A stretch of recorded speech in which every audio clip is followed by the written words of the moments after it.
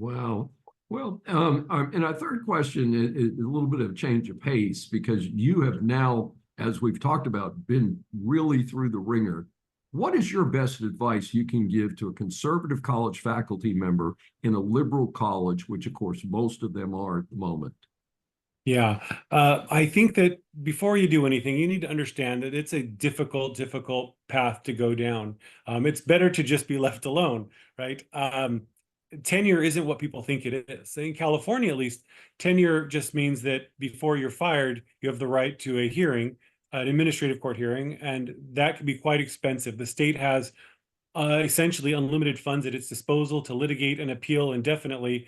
In my case, by the time we settled, had already lost $500,000 in legal fees and back wages by the time we agreed to a settlement. So unless you're prepared to really do that, they're going to try and starve you out. But if you're prepared to go that route, if you're willing to risk it all to defend, truth, virtues of Western society like equal treatment under the law and free speech, then there are some steps that I would recommend. One of them is to make sure you have a group of trusted people because you want some that are public and some that are not so public because it makes it harder for them to target you. In my case, half the department chairs had signed their names next to mine. There was a lot of institutional strength from that side to make it hard to sort of pick on me a little bit. They still did, but it gave me quite a bit of strength.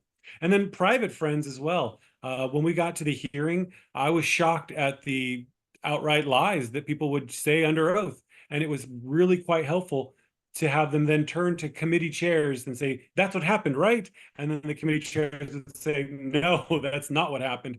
And so it was really advantageous to have quite a few friends who were committed to telling the truth because they weren't out to get me.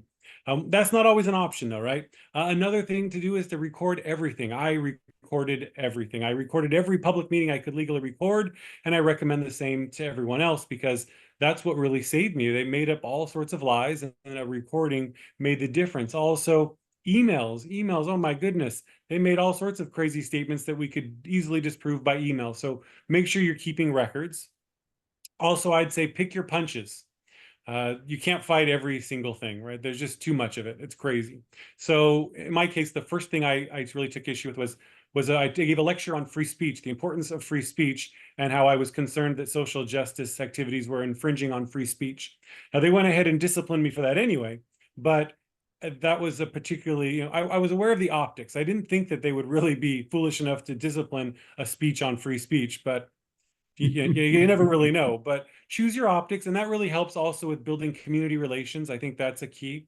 It's building community relations. And in my case, we probably buried the board of trustees in hundreds of letters from the community demanding, outraged by what was going on campus. And so that entailed me having to go to committee meeting groups and saying, look, here's what's going on. Here's some of the evidence. You really should be concerned about the loss of your institution, this ideological capture of your college.